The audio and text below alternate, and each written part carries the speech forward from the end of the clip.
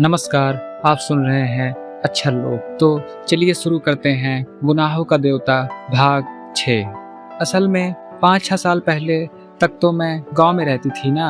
ऊंचाहार के पास एक गांव में मेरी बुआ रहती थी ना।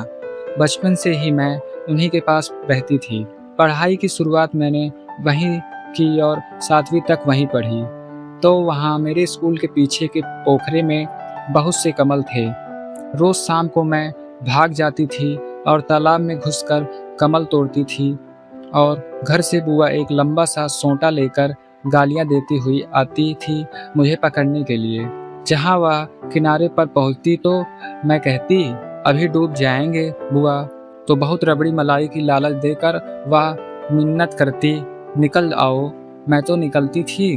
तुमने तो कभी देखा नहीं होगा हमारी बुआ को ना, तूने कभी दिखाया ही नहीं। इधर बहुत दिनों से आई ही नहीं। वे आएंगी तो दिखाऊंगी तुझे। और उनकी एक लड़की है, बड़ी प्यारी, बहुत मजे की है। उसे देखकर तो तुम उसे प्यार करोगी। वो तो अब यहीं आने वाली है, अब यहीं पढ़ेगी। किस दर्जे में पढ़ती है? प्राइवेट विदुषी में बैठेगी इस साल। खूब गोल मटोल और हंसमुख है, सुधा बोली। इतने में घंटा बोला और गेसु ने सुधा के पैर के नीचे दबी हुई अपनी ओढ़नी खींची। अरे, अब आखिरी घंटे में जाकर क्या पढ़ोगी? हाजिरी कट ही गई। अब बैठो यहीं, बातचीत करें, आराम करें, सुधा ने अलसाए स्वर में कहा और खड़ी होकर एक मदमाती हुई अंगड़ाई ली। गेसु ने हाथ पकड़कर उसे बिठा लिया और बड़ी गंभीरता से कहा, देखो, ऐसी और सौही अंगड़ाई न लिया करो। इससे लोग समझ जाते हैं कि अब बचपन करवट बदल रहा है। धत, बेहद झेप कर और फाइल में मुंह छिपाकर सुधा बोली, लो, तुम मजाक समझती हो? एक शायर ने तुम्हारी अंगड़ाई के लिए कहा है, कौन ये ले रहा है अंगड़ाई, आसमानों को नींद आती है। वाह, सुधा बोली। अच्छा गेसु, आज बहुत से शेर सुनाओ। सुनो। एक रिताए तीरगी है और खावे कायनात, डूबते जाते हैं तारे, भीगती जाती है रात। पहली लाइन के क्या मतलब है? सुधा ने पूछा। रिताए तीरगी के माने हैं अंधेरी की चादर और खाबे कायनात के माने हैं जिंदगी का सपना। अब फिर सुनो शेर। एक रिताए तीरगी है और खाबे कायनात, डूबते जाते हैं तारे, भीगती जाती हैं रात। वाह, कितना अच्छा है। अंधकार की चादर है, जीवन का स्वप्न है, तारे डूब जाते हैं, रात भीगती जाती है। गेसु, उर्दू की शायरी बहुत अच्छी है। तो तू उर्दू क्यों नहीं पढ़ लेती? गेसु ने कहा। चाहती तो बहुत हूँ पर निभ नहीं पाता। किसी दिन शाम को आओ, सुधा तो अम्मी जान से तुझे शेर सुनवाएं। या ले, तेरी मोटर तो आ गई। सुधा उठी, अपनी फाइल उठाई। गेसु ने अपनी ओढ़नी झाड़ी और आगे चली। पास आकर उचक कर उसने प्रिंसिपल का रूम देखा। वह खाली था। उसने दाई को खबर दी और मोटर पर बैठ गई। गेसु बाहर खड़ी थी। चल तू भी ना। नहीं, मैं गाड़ी पर चली जाऊंगी। अरे चलो, गाड़ी 4:30 बजे जाएगी, अभी घंटा भर है। घर पर चाय पियेंगे, फिर मोटर पहुंचा देगी। जब तक पापा नहीं हैं तब तक जितना चाहो कार घिसो। गेसु भी आ बैठी और कार चल दी। दूसरे दिन जब चंदर डॉक्टर शुक्ला के यहाँ निबंध की प्रतिलिपि लेकर पहुंचा तो 8 बज चुके थे।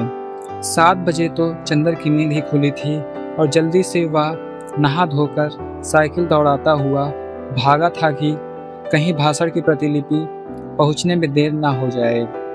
जब वह बंगले पर पहुंचा तो धूप फैल चुकी थी। अब धूप भली ही नहीं मालूम देती थी। धूप की तेजी बर्दाश्त के बाहर होने लगी थी।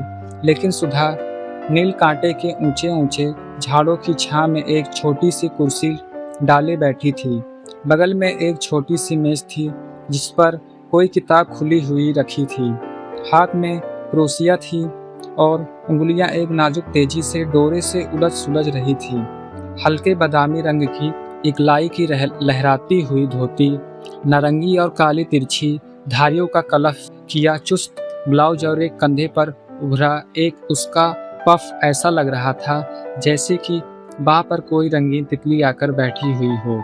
उसका सिर्फ एक पंख उठा हो। अभी अभी शायद नहाकर उठी थी क्योंकि शरद की खुशनुमा धूप की तरह हल्के सुनहले बाल पीठ पर लहरा रहे थे। नील कांटे की टहनियाँ उनको सुनहली लहरें समझकर अटखेलियाँ कर रही थी। चंदर की साइकिल जब अंदर दिख पड़ी तो सुधा ने उधर देखा, लेकिन कुछ भी ना कहकर फिर अपनी क्रोशिया बुनने में लग गई। चंदर सीधा पोर्टिको में गया और अपनी साइकिल रखकर भीतर चला गया। डॉक्टर शुक्ला के पास स्टडी रूम में, बैठक में, सोने के कमरे में कहीं भी डॉक्टर शुक्ला नजर नहीं आए। हार कर वह बाहर आया तो देखा मोटर अभी गैरेज में है, तो वे जा कहाँ सकते। और सुधा को तो देखिए क्या अकड़ी हुई है आज, जैसे चंदर को जानती ही नहीं।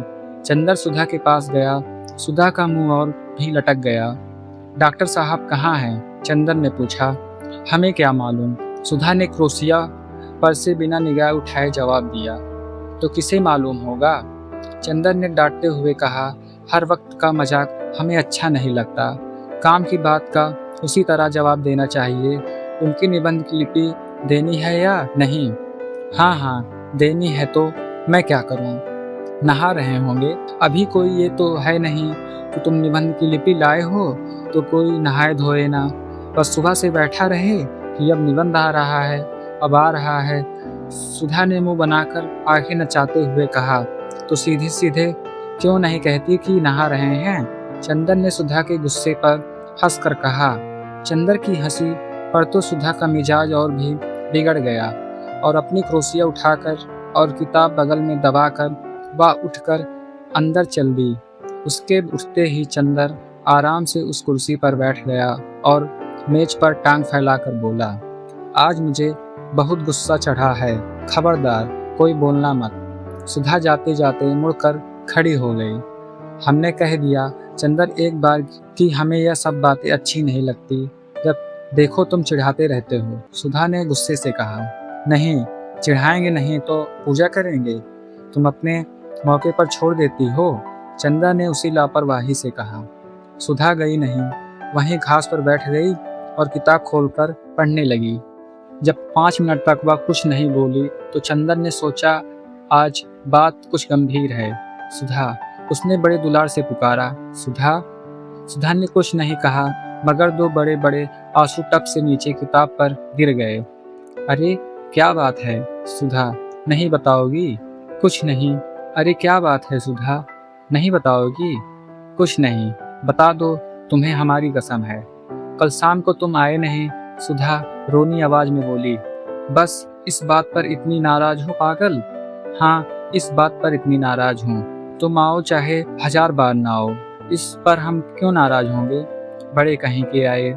नहीं आएंगे तो जैसे हमारा घर बार नहीं है, अपने को जाने क्या समझ लिया है, सुधा ने चिढ़कर जवाब दिया। अरे तो तुम ही तो कह रही थी भाई, चंदन ने हंसकर कहा। तो बात पूरी भी सुनो। शाम को गेसू का नौकर आया था, उसके छोटे भाई हसरत की सालगिरह थी। सुबह कुरान खानी होने वाली थी और उसकी माँ ने बुलाया था, तो गई क्यों नहीं? गई क्यों नहीं? किससे पूछ कर जाती? आप तो इस वक्त आ रहे हैं। जब सब खत्म हो गया, सुधा बोली। तो पापा से पूछ के चली जाती, चंदन ने समझा कर कहा। और फिर गेसू के यहाँ तो जो अक्सर जाती हो तुम, तो आज तो डांस भी करने के लिए कहा था उसने, फिर बाद में तुम कहते। सुधा, तुम्हें ये नहीं करना चाहिए, वो नहीं करना चाहिए। लड़कियों को ऐसे रहना चाहिए, वैसे रहना चाहिए। और बैठ के उपदेश पिलाते और नाराज होते। बिना तुमसे पूछे हम कहीं सिनेमा, पिकनिक, जलसों में गए हैं कभी? और फिर आंसू टपक पड़े। पगली कहीं की, इतनी सी बात पर रोना क्या? किसी के हाथ कुछ उपहार भेज दो और फिर किसी मौके पर चली जाना। हाँ चली जाना, तुम्हें कहते क्या लगता है? गेसू ने कितना बुरा माना होगा? सुधा ने बिगड़ते हुए ही कहा, इम्तिहान आ रहा है, फिर कब जाएंगे? कब है इम्तिहान तुम्हारा? चाहे जब हो, मुझे पढ़ने के लिए कहा किसी से। अरे भूल गए? अच्छा आज देखो कहेंगे। कहेंगे कहेंगे नहीं, आज दोपहर को आप बुला लाइए, वरना हम सब किताबों में लगा देते हैं आज, समझे कि नहीं? अच्छा अच्छा, आज दोपहर को बुला लाएंगे। ठीक, अच्छा याद आया, बिसरिया से कहूँगा तुम्हें पढ़ाने के लिए, उसे रुपए की ज़रूरत भी है। चंदन ने छुटकारे का कोई रास्ता न पाकर कहा, आज दोपहर को जरूर से। सुधा ने फिर आंखें नचाकर कहा, लो पापा आ गए, नहा कर जाओ। चंदन उठा और चल दिया। सुधा उठी और अंदर चली गई। हाँ, डॉक्टर शुक्ला हल्के सावले रंग के, जरा स्थूलकाय से थे। बहुत गंभीर अध्ययन और अध्यापन और उम्र के साथ साथ ही उनकी नम्रता और भी बढ़ती जा रही थी। लेकिन वे लोगों से मिलते जुलते कम थे। व्यक्तिगत दोस्ती उनकी किसी से नहीं थी, लेकिन उत्तर भारत के प्रमुख विद्वान होने के नाते कॉन्फ्रेंसों में, मौखिक परीक्षाओं में, सरकारी कमेटियों में वे बराबर बुलाए जाते थे और इसमें प्रमुख दिलचस्पी से हिस्सा लेते थे। ऐसी जगहों में चंदर अक्सर उनका प्रमुख सहायक रहता था और इसी नाते चंदर भी प्रांत के बड़े बड़े लोगों से परिचित हो गया था। जब वह एमए पास हुआ था, तब से फाइनेंस विभाग में उसे कई बार ऊंचे ऊंचे पदों का ऑफर आ चुका था, लेकिन डॉक्टर शुक्ला इसके खिलाफ थे।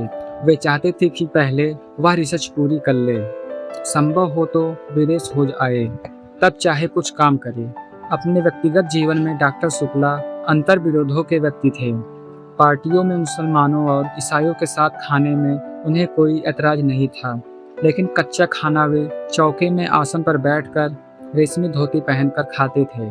सरकार को उन्होंने सलाह दी कि साधु और सन्यासियों को जबरदस्ती काम में लगाया जाए और मंदिरों की जायदादें जब्त कर ली जाएं, लेकिन सुबह घंटे भर तक पूजा जरूर करते थे।